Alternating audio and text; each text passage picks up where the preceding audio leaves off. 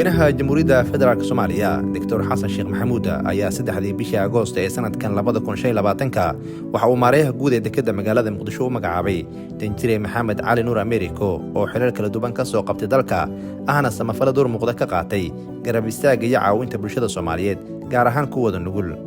dekedda muqdisho waxa ay juqraafi ahaan dhacdaa xeebta badweynta Hindiya waa mid ka mid ah dekedaha ugu mashquulka badan geeska Afrika. waxay u adeegtaa caasimadda iyo nawaaxigeeda. sidoo kale qaar ka mid ah badeecadaha ka soo dega waxay u gudbaan wadamada deriska sida Kenya iyo Ethiopia. dekedda muqdisho ayaa ah isha koowaad ee dhaqaalaha ugu badan ka soo gala dowladda dhexe ee Soomaaliya. dekeddan oo xariga laga jaray 1977 waxay leedahay 6 marso iyo roro oo ay ku soo xirtaan noocyada kala duwan ee maraakiibta halka dhererka marsadu yahay 1035 mitir. sidoo kale waxay leedahay 4 baqaar iyo barxad ballaaran oo loogu talagalay in lagu kaydiyo konteenarada taas oo ay balceedu dhan tahay 350,000 oo mitir square ah. 28 bishii agoost ee sanadkan 2025 ayuu danjire maxamed cali nuur americo xilka kala wareegay mudane axmed maxamed maxamuud washington kadib munaasabad ballaaran oo ka dhacday dekedda muqdisho taas oo ay ka soo qayb galeen madax kala duwan saraakiil ciidan iyo qeybaha kala duwan ee bulshada. 7 bishii Sebtembar ee sanadkan 2025 maareeyaha guud ee dekedda magaalada muqdisho danjire maxamed cali nuur americo ayaa ugu horeen kulan isugu jiray isbarasho iyo isxogwaraysi la qaatay shaqaalaha guud ee dekedda caasimadda isagoo kula dardaarmay in ay si hufan u gutaan waajibaadka loo igmaday isla markaana lagula xisaabtami doono. insha Allah goon waa arki doonaa waa dhigeysan doonaa xafiiskayga wadii furay haduu leeyahay waxaan ku dadaal doonaa inaan mataqaana baahidiina aan si fiican mataqaana aan u dhageysano waxaan ka qaban karno ka qabanno wanaageena ayaana wanaageena haduu leeyahay marka waa maasantiin. 15 Sebtembar ee sanadkan 2025 maareeyaha guud ee dekedda magaalada muqdisho danjire maxamed cali nuur americo ayaa kulan sagootin iyo dhiirigelin la qaatay ciyaartooyda iyo maamulka kooxda kubadda cagta ee dekedaha oo dalka Kenya uga qayb galayay tartanka Confederation African Football Cup. maareeyaha ayaa 21 Sebtembar ee sanadkan 2025 goobjoog ka ahaa kulan ciyaareedkii koowaad ee tartankaasi oo ka dhacay garoonka Nyayo National Stadium Nairobi ee dalka Kenya oo ay kooxda dekedaha ay 1-0 uga adkaatay kooxda kubadda cagta ee Al Zamala Sports Club oo ka socotay dalka Suudaan. 23 bishii Sebtembar ee sanadkan 2025 maareeyaha guud ee dekedda magaalada muqdisho danjire maxamed cali nuur americo oo ay weheliyaan maareeye ku-xigeenada dekedda muqdisho ayaa kormeeray qeybaha kala duwan ee dekedda si ay ugu kurgalaan mashaariic horumarineed ee lagu balaarinayo laguna casriyeynayo dekedda weyn ee caasimadda jamhuuriyadda Soomaaliya.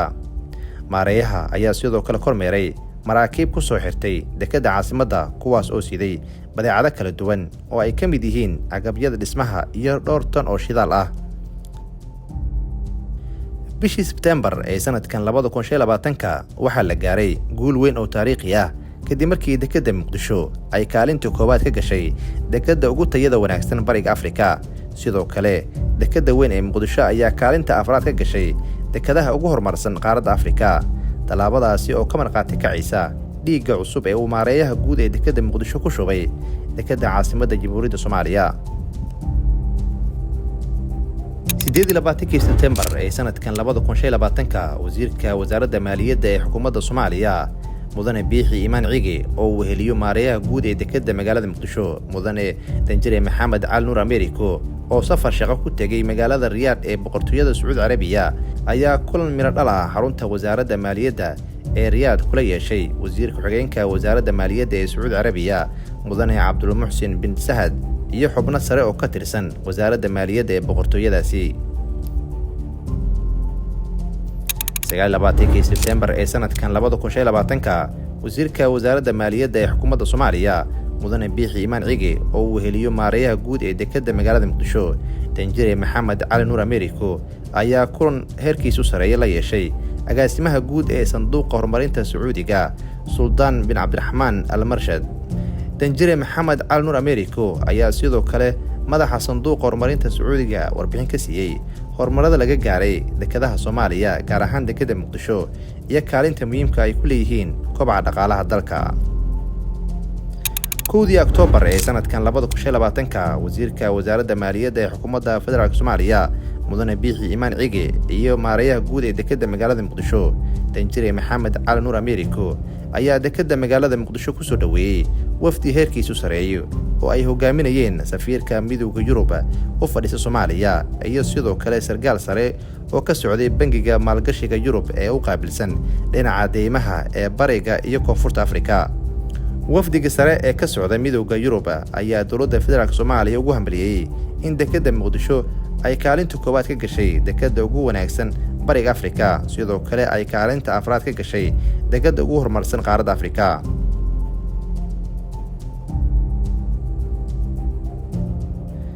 labadii bishii Oktoobar ee sanadkan 2025 maareeyaha guud ee dekedda magaalada Muqdisho Danjire Maxamed Cali Nuur Ameeriko ayaa soo bandhigay dhowr gaadiid oo cusub oo noociisu yahay Forleaf 16 kuwaas oo loogu talagalay in lagu fududeeyo howlaha kala duwan ee ka socda dekedda weyn ee Muqdisho. talaabadaas oo qayb ka ahayd mid lagu sii xoojinayay horumarinta dekedda Muqdisho. maanta waxaa sharaf noo ah aniga iyo maamulka iyo shaqaalaha dekedda inaad arkaysaan oo aan soo iibsanay laba forklift cusub oo aan ugu talagalnay si aan u kordhino tayada dekedda. waa ogtihiin bil ka hor waxaan dhaqanay dekedaha ugu wanaagsan ee Afrika midda afraad hadda waxaan rajaynaynaa inaan naqano midda koowaad adduunkan aan naqano kuwa ugu horeeya duleeraado. taas ayaa keentay saa u naqano inaan soo iibsano mataqaana forklift sidan iyo qalab kale fara badan si ay noogu fududaato adeegida dadka Soomaaliyeed. 5 Oktoobar ee sanadkan 2025 ra'iisul wasaaraha xukuumadda federaalka Soomaaliya mudane Xamse Cabdi Barre ayaa xafiiskiisa ku qaabilay wasiirka wasaaradda dekedaha iyo gaadiidka badda ee xukuumadda Soomaaliya mudane Cabduqaadir Maxamed Nuur iyo maareeyaha guud ee dekedda magaalada Muqdisho Danjire Maxamed Cali Nuur Ameeriko. ra'iisul wasaaraha ayaa ku bogaadiyay maamulka iyo shaqaalaha dekedda Muqdisho horumarka ballaaran ay ka sameeyeen howlaha kala duwan ee ka socda dekedda isagoo si gaar ugu hambaliyay in ay kaalinta koowaad ay dekedda Muqdisho ka gashay dekedda ugu tayada wanaagsan ee bariga Afrika sidoo kale ay kaalinta afraad ka gashay dekedda Muqdisho dekedda ugu wanaagsan ee qaaradda Afrika. 16 Oktoobar ee sanadkan 2025 maareeyaha guud ee dekedda magaalada Muqdisho Danjire Maxamed Cali Nuur Ameeriko ayaa warbaahinta u soo bandhigay container sidii waxyaabaha maanka dooriya kaas oo halis ku ahaa caafimaadka bulshada iyo amniga caasimadda. sidoo kale waxaa gacanta lagu soo dhigay qaar ka mid ah ganacsadii ka dambeysay in containerkan uu ka soo dego dekedda Muqdisho. maareeyaha guud ee dekedda Muqdisho ayaa bogaadiyay hay'adda tayadhowrka Soomaaliyeed ee qaranka qaybta furdada iyo laamaha amniga sida hufnaanta leh oo had iyo jeer ay u gudanayaan waajibaadka ka saaran horumarinta dekedda Muqdisho iyo ilaalinta caafimaadka bulshada isagoo ballan qaaday in la abaalmarin doono. ciidankeena ayaa mar kale u mahadcelinayaa. dekedda waxay markas ka shaqayn doontaa inaan waxaan oo kale dadka ka ilaalino. daawo kaliya maaha cuntada kala duwan oo dhacay waa soo qaban doonaa. waa ogtihiin bishii hore in la soo qabtay bur dhacay oo dadka loo waday. insha Allah tacaala anaga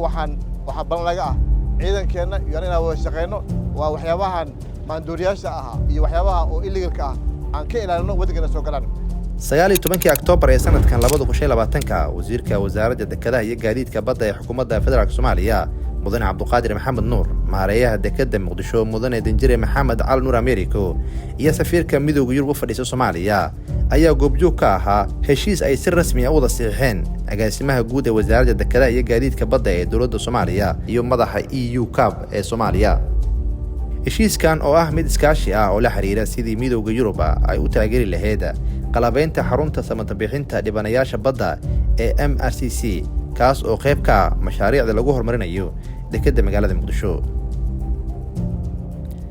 22 bisha Oktoobar ee sanadkan 2025 maareeyaha guud ee dekedda magaalada Muqdisho Danjire Maxamed Cali Nuur Ameeriko ayaa ka qayb galay shirka labaad ee madasha horumarinta dekedaha bariga dhexe ee Afrika oo lagu qabtay Dubai kaas oo ay isugu yimaadeen madaxda dekedaha maalgashayaasha iyo khubaro badaha caalamka ka tirsan.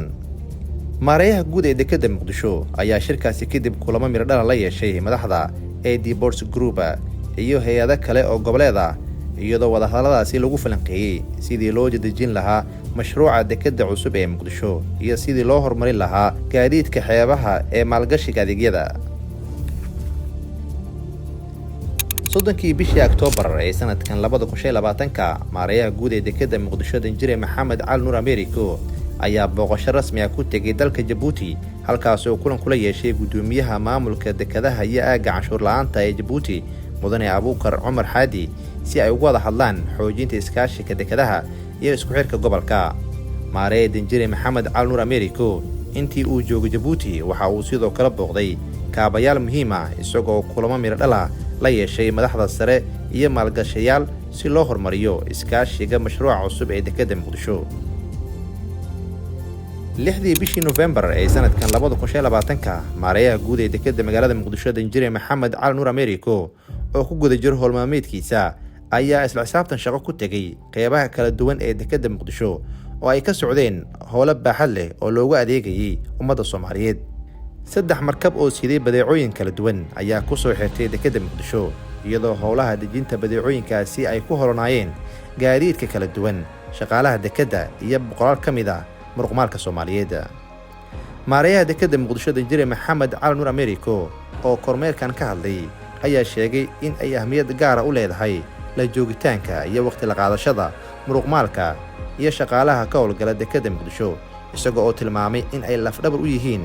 shaqooyinka maalinlaha ah ee dekedda caasimadda, kobaca adeegyada iyo horumarka muuqda ee maanta jira. 12 November ee sanadkan 2025 maareeyaha guud ee dekedda magaalada Muqdisho Danjire Maxamed Cali Nuur Ameeriko ayaa kulan gaar ah la qaatay injineerada fulinaysa mashruuca dhismaha casriga ee laga hirgelinaya qayb ka mid ah dekedda Muqdisho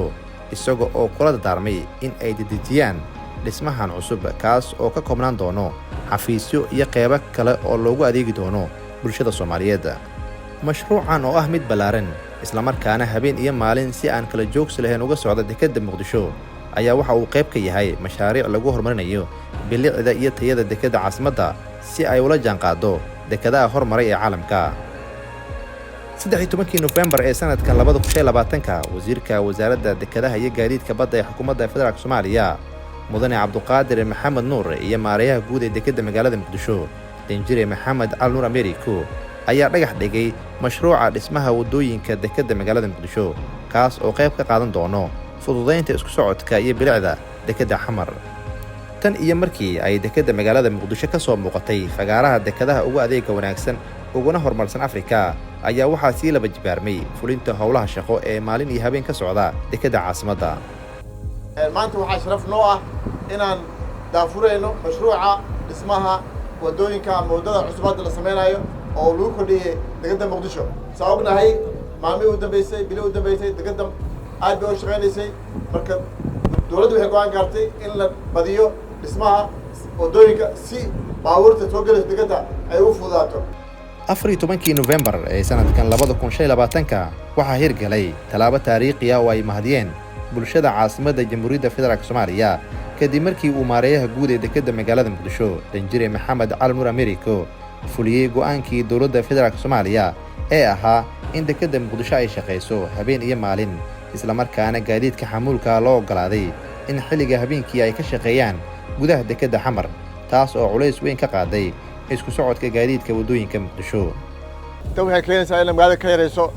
jaamka iyo trafficka ka badiso waxay abuuraysaa shaqo abuuraysaa marka waxay loo tahay habeen taariikheed marka waxaan rajaynaynaa inay mar kale ay fududeyso baabuurta magaalada jaamka ku ah shaqadana ay badiso insha Allah. 16 November ee sanadkan 2025 wasiirka wasaaradda dekedaha iyo gaadiidka badda ee xukuumadda Soomaaliya mudane Cabduqaadir Maxamed Nuur iyo maareeyaha guud ee dekedda magaalada Muqdisho Danjire Maxamed Cali Nuur Ameeriko ayaa dhagax dhigay hirgelinta mashruuca dhismaha baarkinka gaadiidka xamuulka ah ee dekedda magaalada Muqdisho. 18 November ee sanadkan 2025 maareeyaha guud ee dekedda magaalada Muqdisho Danjire Maxamed Cali Nuur Ameeriko ayaa fuliyay ballanqaadkiisii ahaa in uu abaal marin doono dadkii ka qayb qaatay soo qabashada konteenarkii siday waxyaabaha maanka duuriya ee warbaahinta loo soo bandhigay 16 Oktoobar ee sanadkan 2025. maareeyaha guud ayaa sheegay in lala xisaabtami doono oo sharciga lala tiigsan doono cid kasta oo ku dhiirata in dekedda Muqdisho ay ka soo dejiso wax kasta oo halis ku ah bulshada iyo amniga caasimadda. 20 November ee sanadkan 2025 maareeyaha guud ee dekedda magaalada Muqdisho Danjire Maxamed Cali Nuur Ameeriko ayaa agab sports ku wareejiyey naadiga kubadda cagta ee dekedaha, taas oo ka caawin doonto in ay uga qayb qaataan tartamada kala duwan ee kubadda cagta, isaga oo sheegay in ay ahmiyad gaara u leedahay dhiirigelinta dhallinyarada Soomaaliyeed iyo isdhexgalka bulshada. 24 bishii November ee sanadkan 2025, wasiirka wasaaradda dekedaha iyo gaadiidka badda ee xukuumadda Soomaaliya Mudane Cabduqaadir Maxamed Nuur, maareeyaha guud ee dekedda magaalada Muqdisho Danjire Maxamed Cali Nuur Americo iyo wafdi ay hogaaminayeen ayaa magaalada London ee caasimadda boqortooyada Ingiriiska uga qayb galay shirka furitaanka kala fadhiga 34 ee golaha ururka caalamiga ee badaha adduunka IMO, oo ah hay'adda qaramada midoobay qaabilsan ilaalinta maraakiibta caalamiga ah. Tacab dhalinta dekedda. Maamulka dekedda magaalada Muqdisho oo gudanaya waajibaadkiisa shaqo ayaa kormeer iyo dabagal joogto ah ku sameeya howl maalmeedka dekedda ee dejinta iyo saaridda, taa oo kordhisay dakhliga adeegga dekedda gaar ahaan bilihii ugu dambeeyey, iyada oo sidoo kale ay xusid mudan tahay in ay korortay badeecadaha ka soo dega dekedda gaar ahaan shixnadaha furfurka iyo shamiidada. Dakhliga ayaa kordhay bilihii ugu dambeeyey ee sanadkan 2025. Dhinaca kale, bishii November ee sanadkan waxaa la kordhiyey tacab dhalinta qalabka dekedda, taas oo kordhisay wax soo saarka dekedda gaar ahaan dejinta iyo saaridda.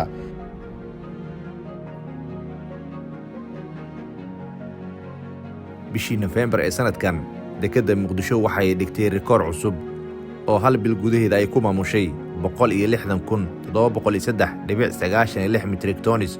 oo xamuul aan konteynarsanayn, taas oo noqotay waxqabadkii ugu sareeyay abid laga diiwaan geliyo taariikhda dekedda magaalada Muqdisho. Madaxweynaha Jamhuuriyadda Federaalka Soomaaliya Mudane Xasan Sheekh Maxamuud oo xafiiskiisa ku qaabilay maareeyaha guud ee dekedda magaalada Muqdisho Danjire Maxamed Cali Nuur Americo ayaa bogaadiyey maamulka iyo shaqaalaha dekedda magaalada Muqdisho tallaabooyinka horumarka leh isdaba joogga oo ay ka sameeyeen kor u qaadista kobaca iyo in dekedda Muqdisho ay guulo waaweyn oo taariikhi ah ka keentay dekedaha ugu waxtarka wanaagsan ee Afrika. Maareeyaha guud ee dekedda magaalada Muqdisho Mudane Danjire Maxamed Cali Nuur Americo ayaa ugu horeyn madaxweynaha Jamhuuriyadda Federaalka Soomaaliya la wadaagay muddada kooban ee uu xafiiska joogay iyo waxyaabihii la fuliyey, isaga oo tilmaamay in howlaha hortabinta u leh ay ka mid yihiin sidii dekedda magaalada Muqdisho ay u noqon lahayd midda ugu horumarsan uguna tayada wanaagsan qaaradda Afrika.